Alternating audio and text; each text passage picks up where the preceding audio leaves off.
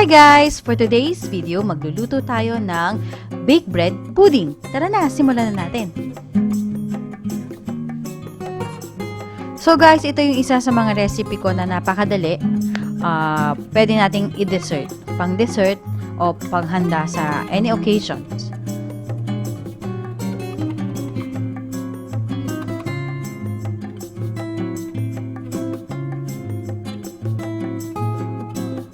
So, una gagawa tayo ng ating caramel. First thing to do, mag-add kayo ng 3 tablespoons of water.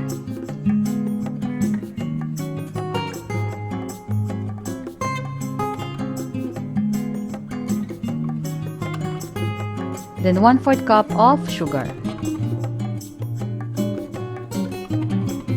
So, haluin lang natin siya until mag-golden brown.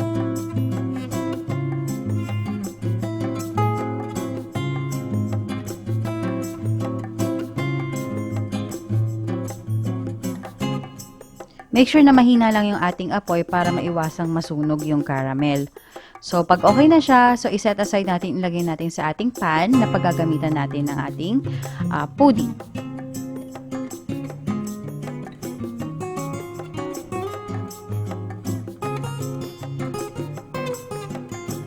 Then, mag-ano tayo ng ating bread, which is, ang ginamit ko dito is 6 pieces of bread. So, dapat tanggalin natin yung nasa gilid.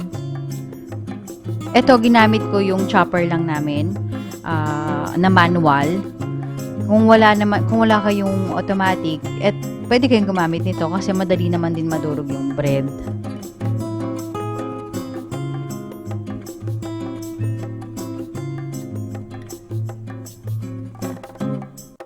So, itong chopper na to, talagang, anong tawag dito? Yung para din siyang blender.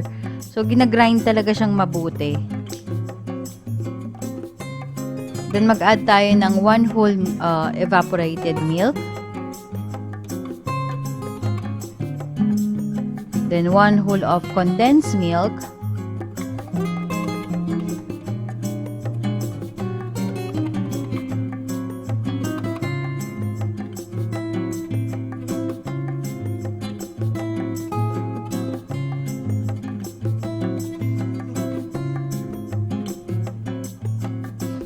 Two eggs,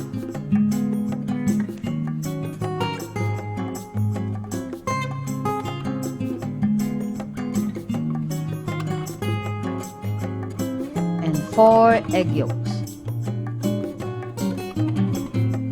Bakit nag-separate ako ng 4 egg yolks? Kasi mas maganda siyang tingnan at saka maalsa siya kapag naluto yung ating pudding.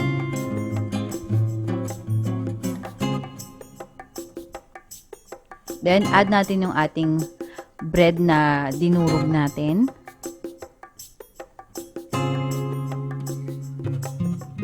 So, haluin lang natin siya hanggang sa mag-thick na yung itsura niya. And of course, dapat mawala yung makikita yung buo-buo.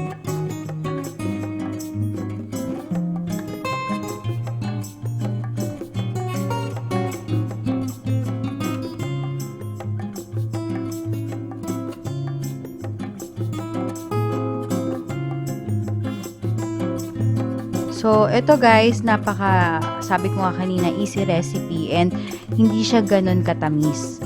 Kasi, hindi na ako nag-add ng sugar. Sometimes, yung iba kasi nag-add pa ng sugar kahit matamis na yung condensed milk. So, ito wala na. So, milk lang talaga yung ginamit ko and then egg.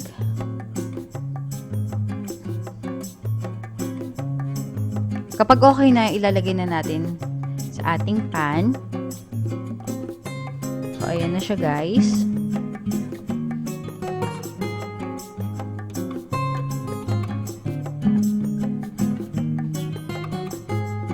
After nyan, ilalagay na natin siya sa ating oven. So, as you can see, ayan na siya guys. Make sure na nakaready na ang ating oven sa 175 degrees Celsius. So, dapat bago nyo siya ilagay, mainit na yung ating oven para madaling maluto. So, ito niluto ko for 45 to 50 minutes. So, let it rest. And then, after that, we can try this and taste. And ano bang masasabi natin sa lasa nito.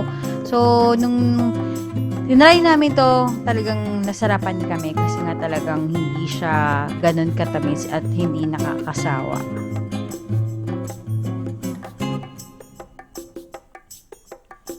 So, ito na siya guys, ang ating baked bread pudding. Tara na, kain na tayo.